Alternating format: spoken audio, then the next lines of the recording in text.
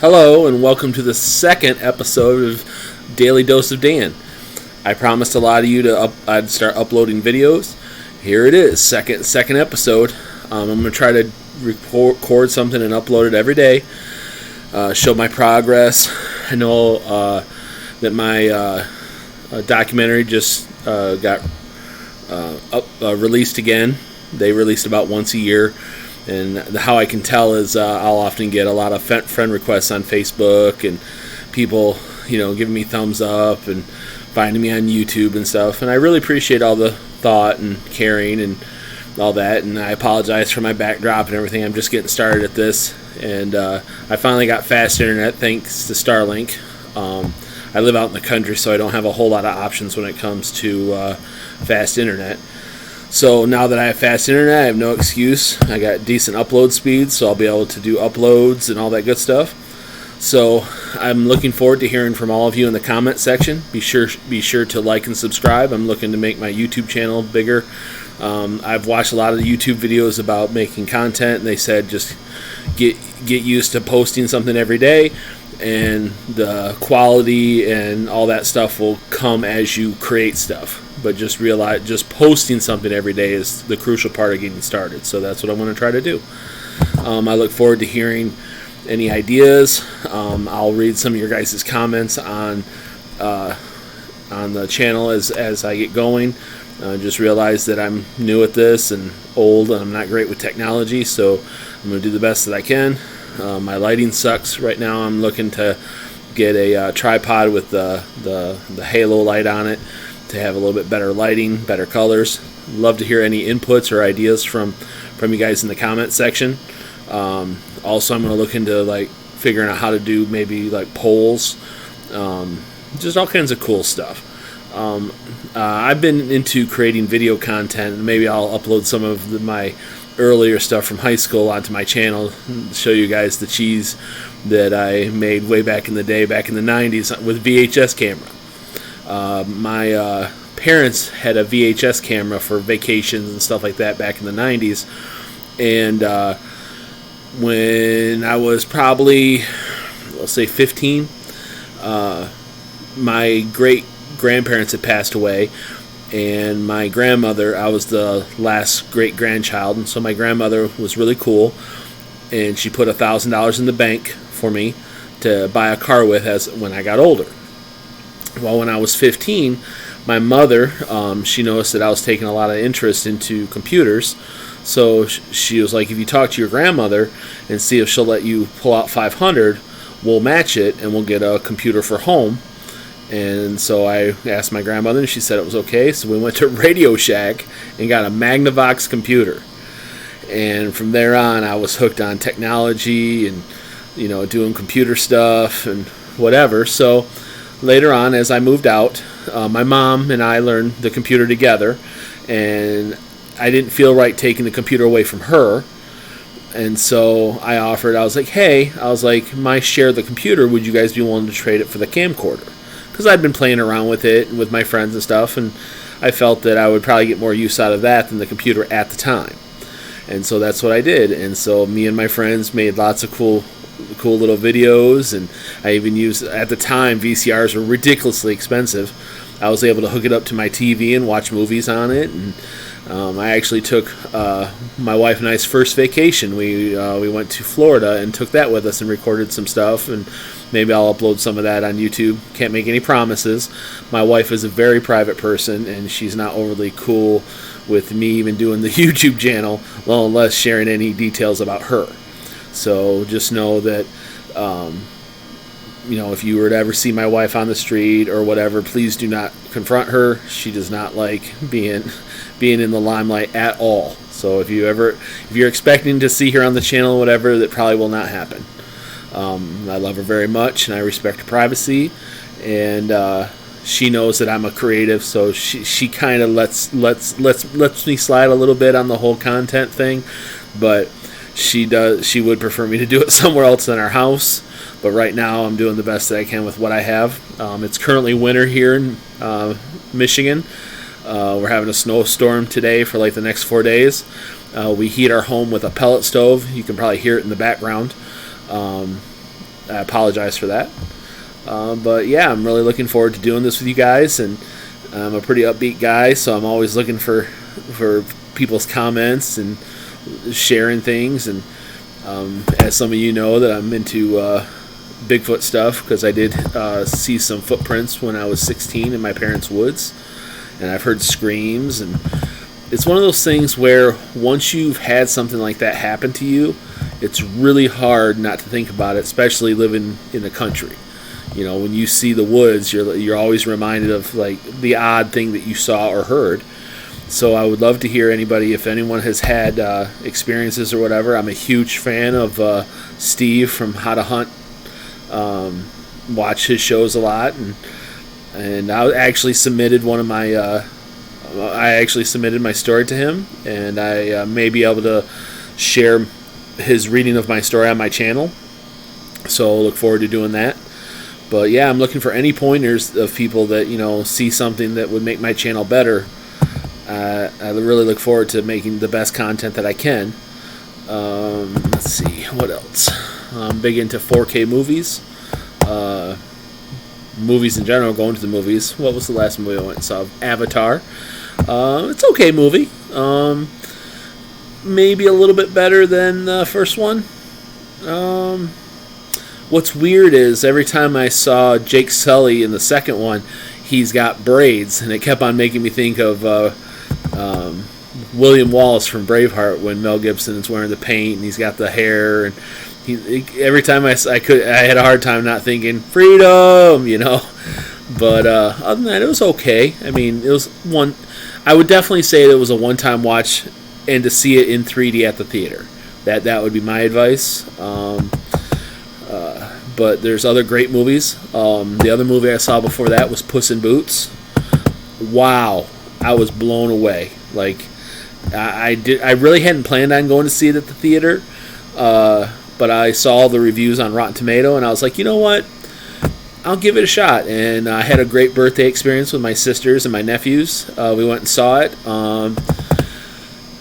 Way more of the animation was really cool. I think it's up for an Oscar for in the animation category. Hope it gets it. It was really good. I mean, I would highly recommend to anybody that's likes animation or the Puss in Boots character.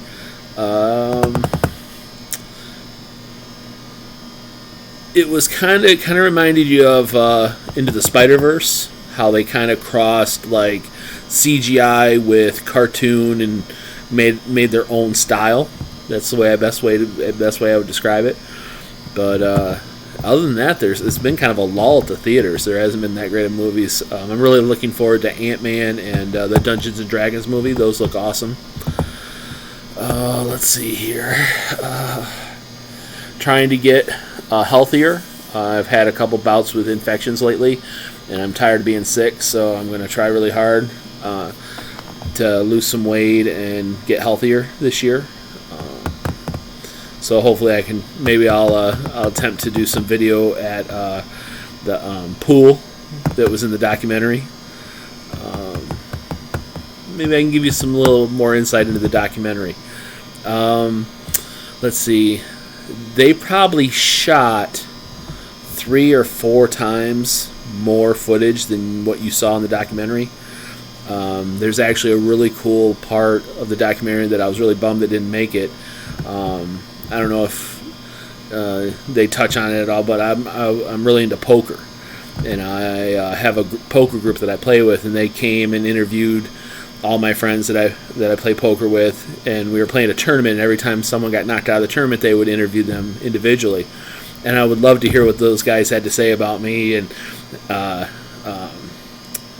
the crew that came along on the way home said that, you know, you have a really cool group of friends. And I was like, well, why do you say that? And he was like, they were like, every time we interviewed them, they cried. And that was really touching, you know, like to know that they cared about me to that extent, like just some guys that I play poker with. So I would love to see that footage, you know, not because I want to see them cry, but just to hear what they have to say, and, you know, but we'll never see it. It's on. He ended up on the editing room cutting floor, like they say. Some of the details about how I got started with the whole thing was Warren. I saw the documentary about Warren on TLC. Before that, I went to the doctors in U of M, and they had no clue as far as they were concerned. I was just fat. And then I saw that documentary, and I'm like, holy crap. I mean, and the thing is, I'm not dumb by any stretch of the imagination. So I Googled tons of stuff and never came across anything that was even close to describing what I had. And then when I saw that documentary, I'm like, holy crap, that's what I have. And so I did some more research and found out, the doctor that he saw, and went to his website. And the irony of that is I have this weird fascination with the number 333, and his address in Irvine is 333. And I was like, what more of a message do you want from the universe that maybe I need to, take this more seriously? My parents are very religious, and so my mom had went to church and asked for prayers for me, and there was a new member at her church. She took my mom aside after church and wanted to know more details, and wanted help. And so she came to my mom's house, and I got to meet her, and she spearheaded the whole thing, and we met every week. Each of us had certain tasks that we were responsible for. I was responsible for the internet part, which is how you got there was the very first YouTube video that I had sent out on a different channel about starting up the GoFundMe account. I started up the GoFundMe account. I was kind of the internet side. My mom was the spaghetti fundraiser side, and then the lady was... I'm not sharing her name because I haven't asked if it's okay to share her name, but I will ask her because I'm still in contact with her. Very good friends with her still. She was the one that reached out to the press and tried to get people to know what was going on. She was the one that got the news company to come to my parents' house and do the interview and everything. And what's funny about that is when they went to the interview, my wife, like I said, is very private. She was like, I don't want to be there. And I'm like, okay, that's fine. I was like, why don't you go grocery shopping, and we'll be done by the time you get back. And so I show up at my parents' house, and they do the interview or whatever. And my wife has such a big heart, she decided to pick up some pizza, knowing that this would affect how my mom could make dinner for my dad that day. So she thought she'd pick up some pizza and drop it off, just as a nice thank you for letting us do the interview at their place. So anyway, she comes into the kitchen, and she goes to put the pizza on the counter. And my mom tells the news people, like, oh, that's Dan's wife. Totally throwing her under the bus. Like, just totally throwing her under the bus. So then my wife's cornered, and they do the interview on my wife, which I'm glad they did, because I think it was the interview they did with my wife that really touched people's hearts and got people's attention. And so there's that part of the behind-the-scenes documentary, and there's going to be tons more that I'll share with you guys. It was a huge ordeal. Like, it was insane. I wouldn't change anything. It was hard. A lot of people don't understand how reality TV works. It's less reality than you would ever know. There was often times when they'd film me going in through a door, and they'd want me to redo it like 3 or 4 times. And at that time, I was struggling just to move, and it was very frustrating. Like, it was tiring. When we were out in California, we're gonna have you do the walk where the stars are on the Hollywood Boulevard, and we're gonna do this, and we're gonna do that, and they just didn't get the fact that I was using everything I could just to like function. And so one day when we got done with shooting, I jumped into it's hot out in California, so I was like melting. So I jumped into the pool, completely forgot my cell phone was in my pocket, completely toasted my cell phone. So there's that. And then the main producer guy that came to the Michigan, his name was Ross, and the cameras guy name is Guy. They were great guys. There was also Emily. She came one of the times. It was pretty awesome. It was a cool experience. They were from England. It was really interesting to see the differences. One of the cool behind the scenes stuff is Ross. We have mosquitoes here in Michigan. Ross was getting hit by the mosquitoes so bad that his bites were actually swelling up like golf balls.